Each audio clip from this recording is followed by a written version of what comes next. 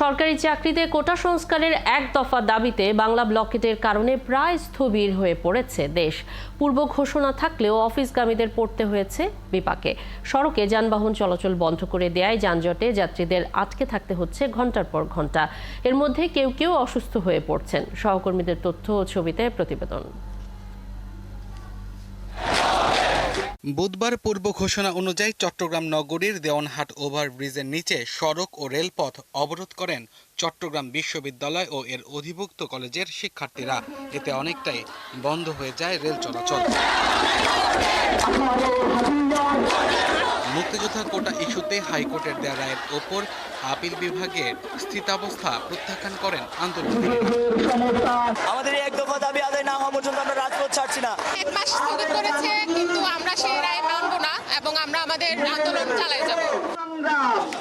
কুমিল্লা ঢাকা চট্টগ্রাম মহাসড়কেও অবস্থান নেন শিক্ষার্থীরা। যান চলাচল বন্ধ থাকায় যানজটে ভোগান্তি পোহাতে হয় যাত্রীদের।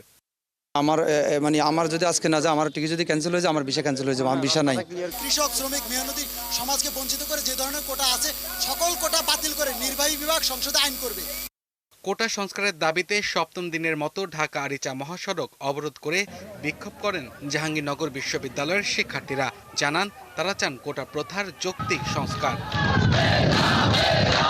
বৃষ্টি উপেক্ষা করে সিলেটেও দেখা যায় শিক্ষার্থীদের শক্ত অবস্থান। এক হাতে ছাতা, এক হাতে ব্যানার নিয়ে তারা সিলেট সুনামগঞ্জ সড়কে যান চলাচল বন্ধ করে দেন।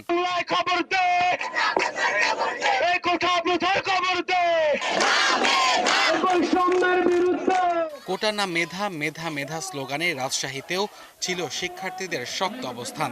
তাদের সাথে একাত্মতা জানিয়েছেন রুয়েটের শিক্ষার্থীরাও। প্লেকার্ড, ফেস্টুন এবং জাতীয় পতাকা নিয়ে কুষ্টিয়া খুলনা মহাসড়কে সমাবেশ করেছেন শিক্ষার্থীরা। জানান দাবি আদায় না হওয়া পর্যন্ত তারা আন্দোলন চালিয়ে যাবেন।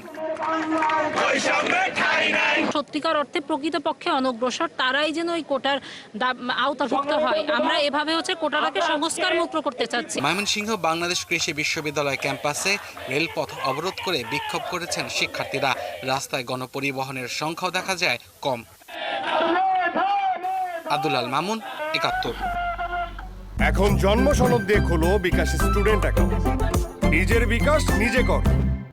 এ বিষয়ে আরো খবর নিয়ে আমাদের সাথে চট্টগ্রাম থেকে যুক্ত আছেন সহকর্মী রাজীব বড়ুয়া এবং সিলেট থেকে সহকর্মী হোসাইন আহমেদ সুজাদ।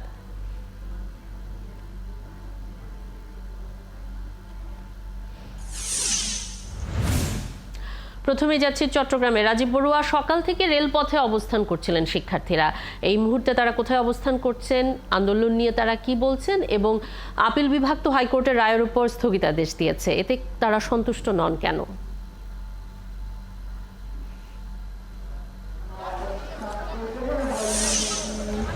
তিথি, সকাল থেকেই চট্টগ্রামের রেলপথ অবরোধ করেছিল কোটা সংস্কার আন্দোলনকারীরা, এবং বেলা 12টার পর তারা রেল লাইনের পাশাপাশি টাইগার পাস এলাকাতে তারা সড়ক অবরোধ করেছে। আপনি হয়তো এখন দেখছেন যে এখন সড়ক অবরোধ করে আছে আন্দোলনকারীরা।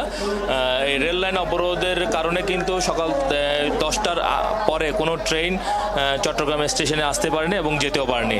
ইতিমধ্যে ঢাকা থেকে আসা যে কক্সবাজারের গামী পর্যটক এক্সপ্রেস সেটি পাহাড়তলী স্টেশনে আটকা পড়ে আছে, এবং ঢাকাগামী মহানগর এক্সপ্রেস ট্রেন সেটি এখনো ছাড়েনি।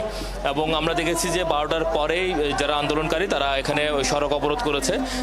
এই সড়কটি হচ্ছে চট্টগ্রামের একমাত্র প্রধান সড়ক, যেটি কালুঘাট থেকে শুরু করে চট্টগ্রাম বিমানবন্দর পর্যন্ত এই সড়কে যাতায়াত হয়। ফলে এখানে এই সড়ক অবরোধের কারণে এখানে কিন্তু যে পরিবহন, গণপরিবহন বিশেষ করে সেই গণপরিবহন আটকে আছে, এবং অন্যান্য পরিবহনও কিন্তু আটকে আছে। আপনি হয়তো দেখছেন।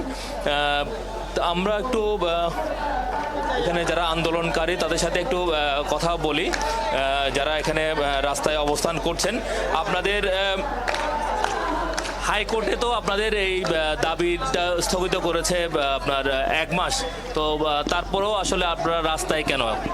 দেখুন, আমরা একটি কথা স্পষ্টভাবে জানিয়ে দিতে চাই যে আমাদের যে দাবিটি এটা কিন্তু আর হাইকোর্টের এখতিয়ারভুক্ত নেই। কারণ হাইকোর্টে যে বিষয়ে রিট করা হয়েছে সেটি হচ্ছে 2018 সালের পরিপত্র বাতিল, এজন্য শুনানি হচ্ছে।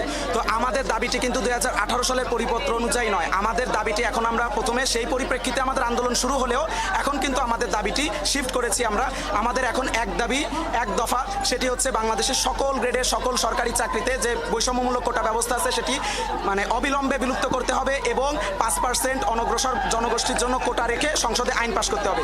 এবং যতদিন না পর্যন্ত এই দাবিটি আদায় হয়, এবং এই দাবিটি কিন্তু সরকার বা নির্বাহী বিভাগের কাছে, সুতরাং হাইকোর্ট থেকে আমাদের পক্ষে পজিটিভ রায় আসুক বা নেগেটিভ রায় আসুক এতে আমাদের কিছুই যায় আসে না। আমাদের দাবিটি আমরা সরাসরি এখন নির্বাহী বিভাগ বা সরকারের কাছে আমরা করছি এবং যতদিন না পর্যন্ত আমাদের এই দাবিটি পূরণ হচ্ছে ততদিন পর্যন্ত আমরা রাজপথে থাকব এবং মেধাবীরা কখনোই পড়াশোনা ছেড়ে থাকতে পারে না। এজন্য আমরা আজকে আন্দোলন এবং পড়াশোনা একসঙ্গে চালিয়ে যাচ্ছি।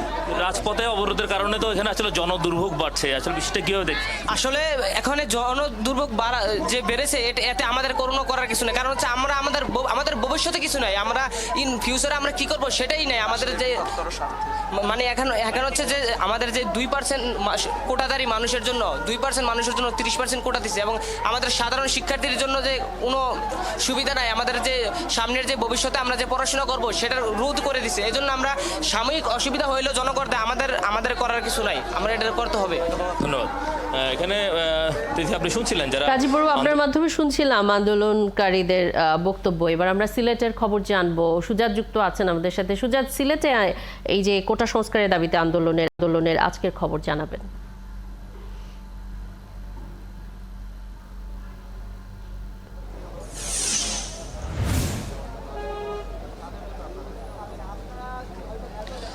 দেখুন তিথি, আজকে কিন্তু এই মুহূর্তে সিলেট সুনামগঞ্জ মহাসড়ক অবরোধ করেছে শাহজালাল বিজ্ঞান ও প্রযুক্তি বিশ্ববিদ্যালয়ের শিক্ষার্থীরা এবং আমরা যেটা দেখছি যে গেল 2 ঘন্টা থেকে বৃষ্টি হচ্ছে, কিন্তু তারপরে সেই বৃষ্টিতে সিলেট সুনামগঞ্জ মহাসড়ক অবরোধ করে রেখেছে শিক্ষার্থীরা।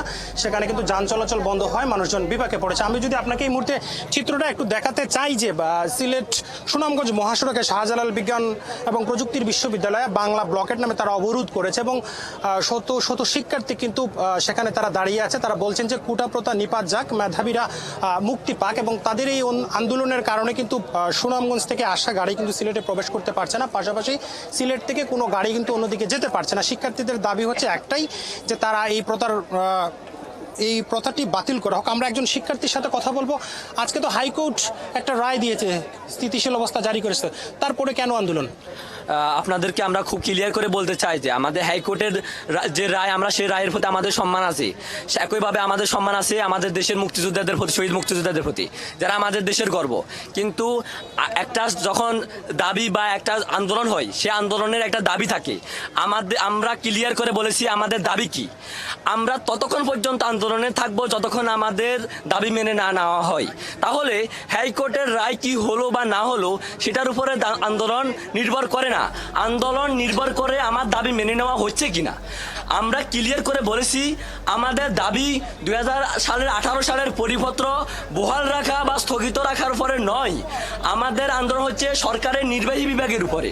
দেশের সকল প্রকার বৈষম্যযুক্ত কোটা বাতিল করে সংসদে বিল পাস করে ন্যূনতম পর্যায়ে এনে কোটাকে সংস্কার করার দাবিতে আমাদের আন্দোলন চলছে এবং চলবে। সেই আন্দোলনের প্রেক্ষিতে আমরা রাজপথে ছাত্র সমাজ দাঁড়িয়েছি। ছাত্র সমাজ ততদিন পর্যন্ত রাজপথে থাকবে যতক্ষণ পর্যন্ত না ছাত্র সমাজের দাবি মেনে নেওয়া না হয়। আপনি শুনছিলেন যে অনেক ধন্যবাদ হোসেন আহমেদ সুজাত। আমরা আন্দোলনকারী শিক্ষার্থীর কথা শুনলাম আপনার মাধ্যমে। আমাদের সাথে সহকর্মীরা চট্টগ্রাম এবং সিলেট থেকে যুক্ত ছিলেন কোটা সংস্কারের দাবিতে যে আন্দোলন চলছে।